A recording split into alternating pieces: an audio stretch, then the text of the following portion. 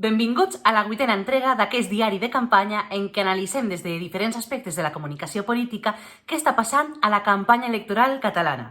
Ja sabem que Instagram és una xarxa clau per a la comunicació política, per a humanitzar els candidats, els polítics, però també per apropar, per donar una imatge més pròxima del que es fa dia a dia en la política. La clau és fer un contingut que capte l'atenció i que siga memorable, que siga un contingut diferent al que trobem a tot arreu, sinó un contingut exclusiu, que normalment no veiem enlloc.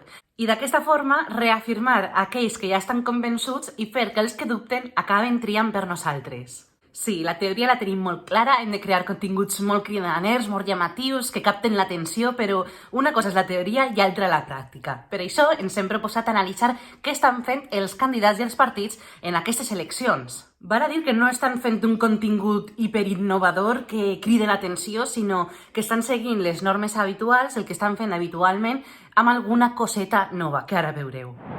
Carlos Carrizosa, per exemple, fa stories mostrant el dia a dia de la campanya i per exemple, fa una cosa que és molt interessant, que fa enquestes als seus seguidors, no? D'aquesta forma, interactua amb ells, els ofereix una forma de gamificació i crea un contingut diferent. Pel que fa als posts, la gran majoria són sobre actes, però sí que és cert que veiem també algun selfie, i això del selfie, el que acaba transmetent, el missatge que acaba donant és el de proximitat. Proximitat a les persones que te trobes al carrer i es fa un selfie, no, amb ells, i proximitat també a nosaltres, perquè ens mostra com se'l fa, no? És algo molt més proper. En la mateixa línia veiem a Alejandro Fernández, que també comparteix selfies, també actes de campanya, i recentment ha compartit una foto de la seva infància. Això, aquestes fotos més íntimes, no, de l'entorn més familiar, el que vol apel·lar és a la sensibilitat, traslladar sensibilitat i despertar aquesta emoció entre els seguidors. Pel que fa als stories no és massa original, perquè el que fa és compartir les creativitats que publica el compte del PP des del seu Instagram oficial. Respecte a Salvador Illa, crida l'atenció la poca humanització que es fa del candidat. Ni a stories ni als posts se treballa aquesta vessant, no? Únicament es treballa la vessant més corporativa de compartir actes o trobades amb gent. No ens donen a conèixer el que hi ha darrere del candidat, no? A la persona. Això sí que passava amb Jessica Albiach, que durant la precampanya van treballar molt bé, van fer una campanya de coneixement per conèixer a la candidata i a través de les stories ella ens mostra el backstage, no? El que hi ha darrere de la campanya, mentre s'està fent la campanya. Per exemple, l'hem vist fer rodes de premsa i a les stories hi ha tot el seu equip darrere de la roda de premsa, no? Tots els recursos humans i logístics també que se necessita per fer el dia a dia de la campanya. I això és molt interessant, és contingut memorable, a més ens crea la complicitat perquè ens està mostrant algo que normalment no podem veure.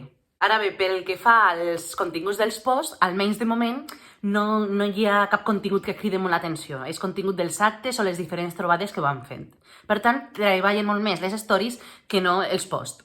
Pel que fa al contingut de Pere Aragonès, veiem com a les publicacions, als posts, ens mostra, ens comparteix publicacions d'actes, fotografies familiars i de mascotes, que això trasllada un patís, ens crea una sensibilitat, i també publica selfies, que això és el que dèiem abans, crea una complicitat, una proximitat, trasllada la proximitat del candidat amb nosaltres i amb qui se'ls fa. Per altra banda, les stories se dedica a divulgar els actes i també a compartir contingut en el que li etiqueten. I això és interessant si es fa en la seva justa mesura, que jo crec que ho estan controlant prou bé, perquè implica la gent, no? I al final ens agrada que el nostre candidat, siga qui siga, ens compartís una història, no? A les seues stories. Això el que crea és més fidelització amb el candidat, no? Crea més complicitat. Pel que fa a Laura Borràs, a les publicacions comparteix actes, també el seu diari de campanya, que ja hem parlat en algun vídeo, no? Que fa un diari de campanya, un vídeo breu d'1 minut o 2 minuts, en què resumeix tot el que està passant, i també penja alguna fotografia de complicitat amb els seus companys de partit. Pel que fa a les stories, comparteix publicacions d'altres companys, la seva agenda, que és l'única candidata que comparteix l'agenda, i també comparteix publicacions en mitjans de comunicació, com ara entrevistes. Pel que fa a Àngel Chacón, és molt corporativa, tampoc treballa en la humanització en aquesta línia. Veiem com les seues publicacions són principalment d'actes i d'entrevistes o aparicions en premsa. Tot i que recentment ha penjat una fotografia d'ella en el cotxe, per tant ens mostra el backstage, no? El que hi ha darrere i com es prepara un acte de campanya. Això sí que és contingut que ens interessa perquè és un contingut que no podem veure als mitjans de comunicació o a les diferents xarxes socials. I en la mateixa línia Marta Pascal, és a dir, a les stories sí que penja coses de cuina, que això també ens crea una complicitat perquè ens està compartint aficions seues i compartís stories en la que li etiqueten també i corporatius del partit. I pel que fa als posts, compartís actes, ha penjat algun directe a Instagram que ha fet i alguna entrevista als mitjans de comunicació.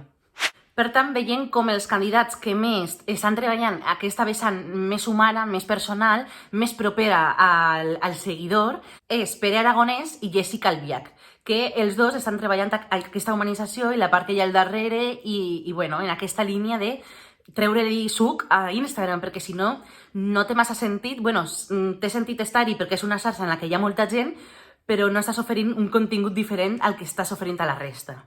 I per últim, com a cosa anècdota, però que dona molt de joc també, no sols als candidats als partits, sinó als militants, als activistes digitals, val a dir que hi ha partits com ara, no sé, en Comú Podem o Esquerra Republicana o Junts o el PDeCAT, que han creat GIFs per a publicar a les stories, no? Per tant, identifica la marca i dona joc a això, als seguidors, als militants, per compartir publicacions durant la campanya electoral. I res més, dir-vos que us subscriviu, que compartiu a xarxes, que compartiu entre els vostres amics i familiars i ajudeu a fer molt més gran aquest projecte.